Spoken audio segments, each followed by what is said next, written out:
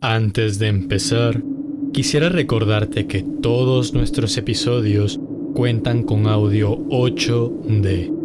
Y para poder disfrutar de toda la calidad, te recomendamos usar audífonos para una mejor experiencia.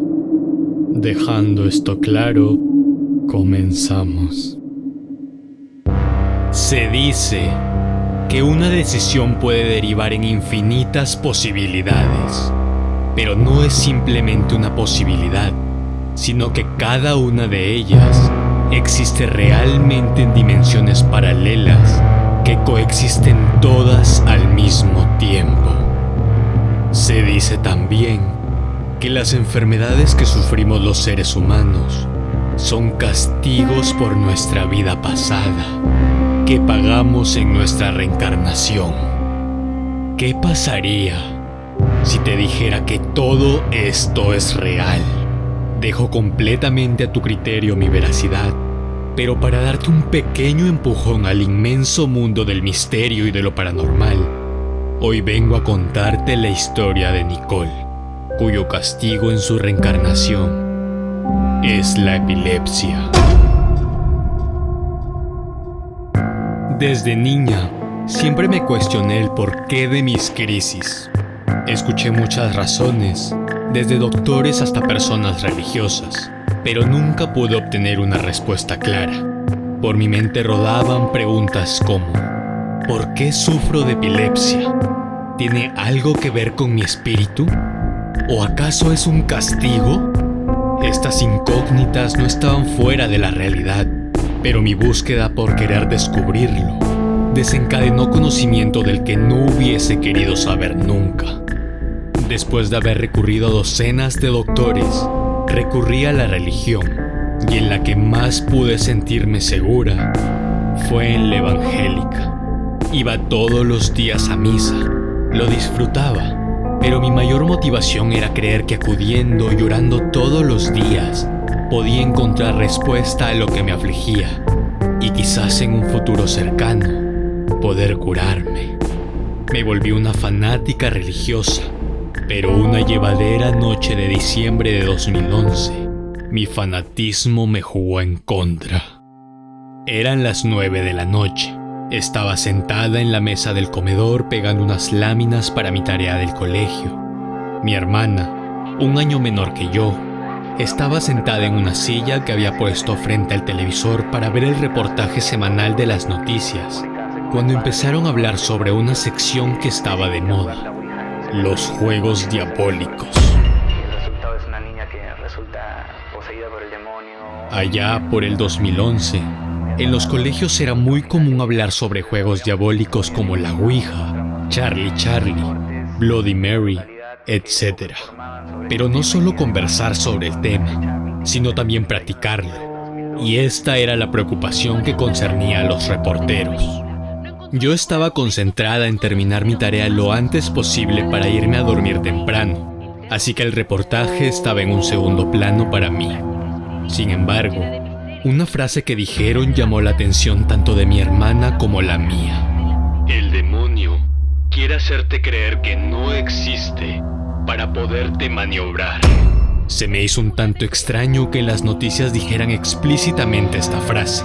Oye, Nick, ¿qué es eso que acaba de decir? Su pregunta captó inmediatamente mi atención.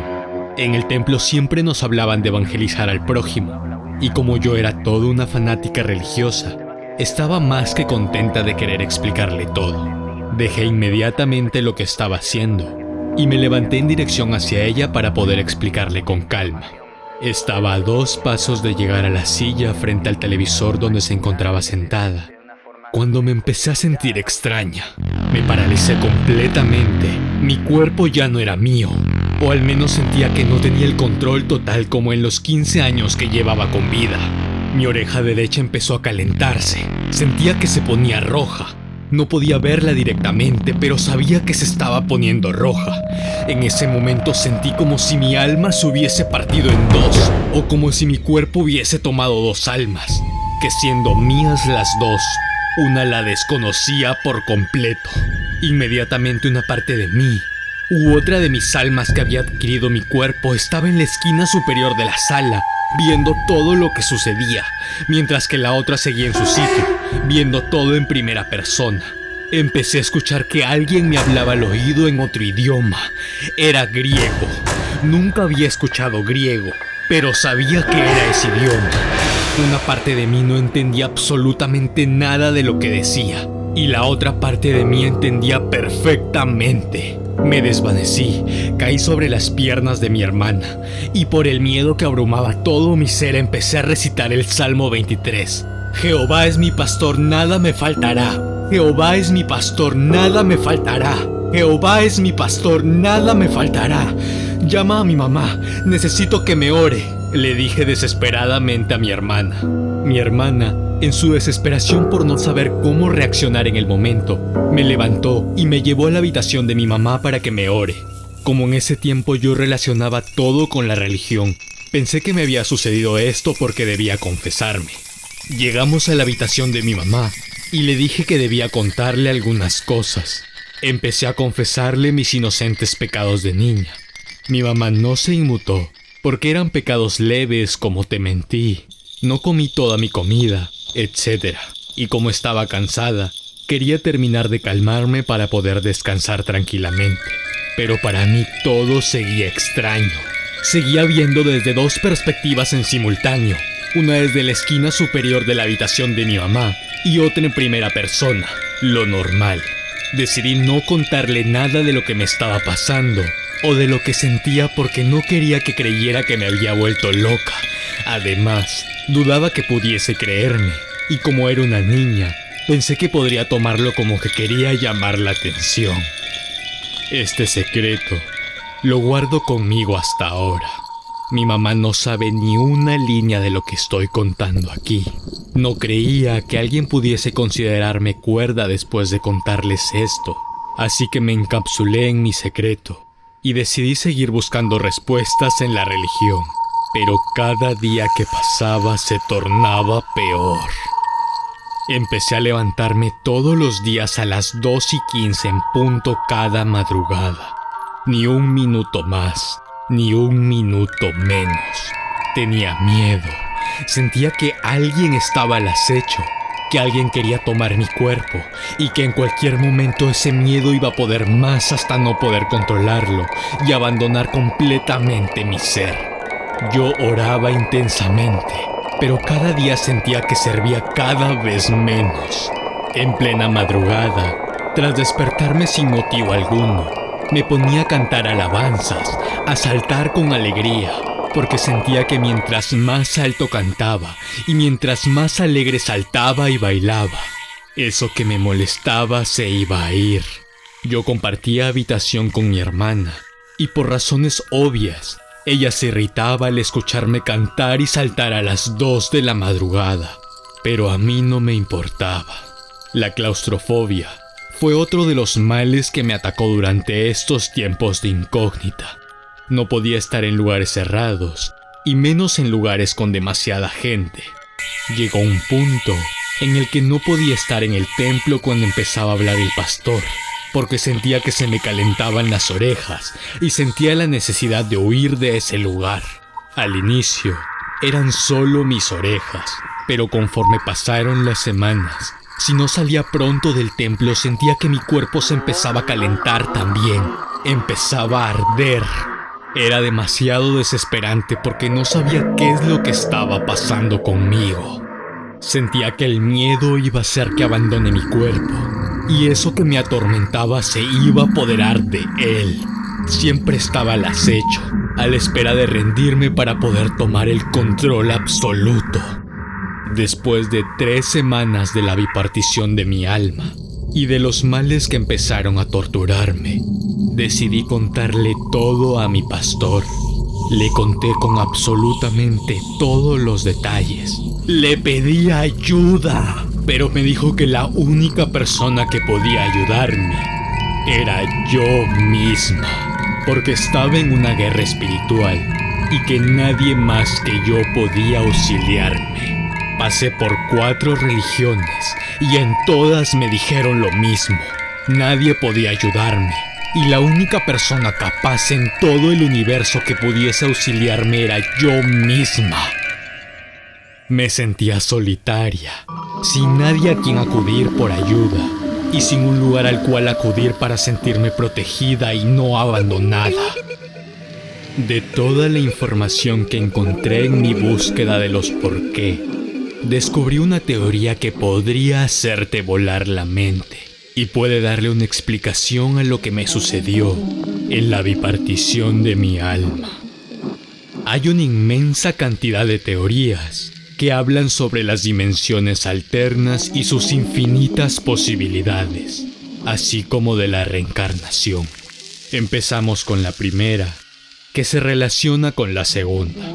Si no queda algo claro, te pido encarecidamente repitas esta parte del podcast nuevamente o haznoslo saber a través de nuestras redes sociales, así como también de qué temas te gustaría que hablemos. Nuestro ser, nuestra alma, nuestro ente, como desees llamarlo, es uno solo y existe desde casi siempre. Para nuestra mala fortuna, en el vasto multiverso, nuestro ser se divide en infinitas versiones de sí mismas, en dimensiones innumerables, todas multiplicadas por la inmensidad de posibilidades y caminos que la libertad nos otorga.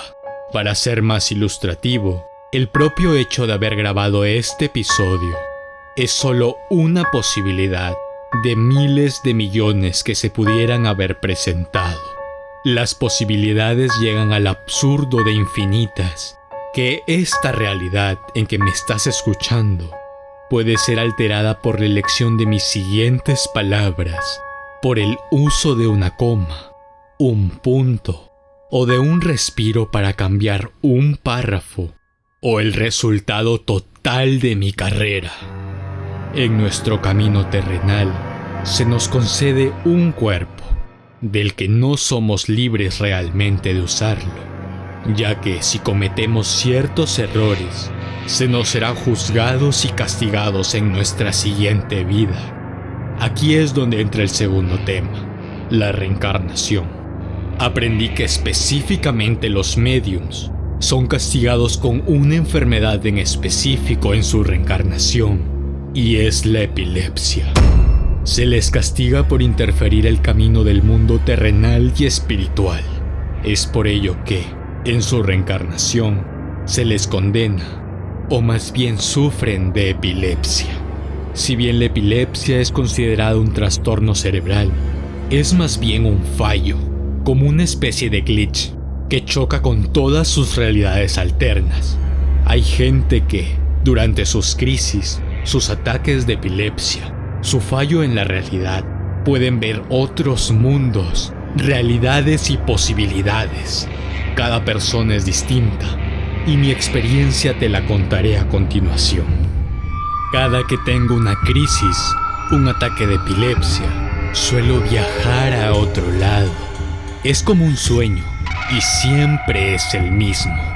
Nunca ha cambiado ni un solo detalle. Estoy en un carro, como en una especie de taxi. Por la ventana dejo salir parte de mi pierna, mientras estoy recostada sobre los asientos traseros. Adelante maneja un señor de unos 60 años, que es muy amable, y siempre me dice: «Quédate aquí, Nick, no te duermas, ya vamos a llegar». Luego empezamos a atravesar un túnel amarillo gigante, en el que al final se ve una luz radiante que conforme nos acercamos, se hace más grande. Tras llegar al final del túnel, acaba el sueño. El auto se detiene cuando hemos llegado al lugar donde tuve la crisis, mi ataque de epilepsia. Veo mi cuerpo y regreso a la realidad.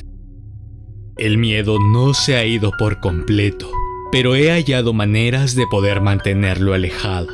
Siempre duermo con las luces encendidas para que la luz pueda rellenar todos los espacios y no quede lugar para la oscuridad por donde se pueda calar ese miedo que siempre está al acecho.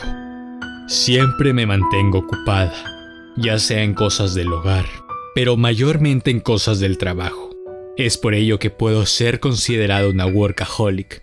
Amo mi trabajo, pero el exceso de este también es para mantener mi mente ocupada y no pensar en aquello que me atemoriza desde hace 25 años. Amo escuchar radio, pero casi siempre la enciendo solo para poder sentir compañía cuando me encuentro sola en casa. Trato de mantener el miedo distante y siempre me esfuerzo por estar un paso adelante, obstruyendo cualquier espacio por donde se pueda colar ese miedo que se convirtió en trauma. Esta es mi condena, aquella que pago por los errores de mi vida pasada, pero que he aprendido a sobrellevar e intento tornar en una vida tranquila y que amo.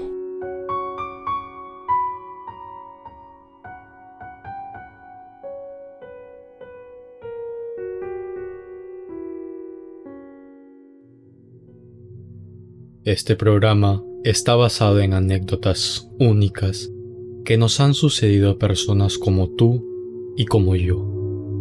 Anécdotas donde el tiempo se vuelve irreal.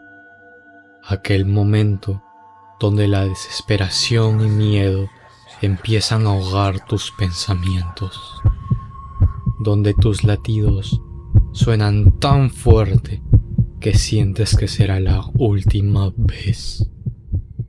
Ese momento es el que denominamos punto muerto. Si tienes alguna historia, no dudes en comunicarte con nosotros en cualquiera de nuestras redes sociales, y puede que el siguiente caso sea el tuyo.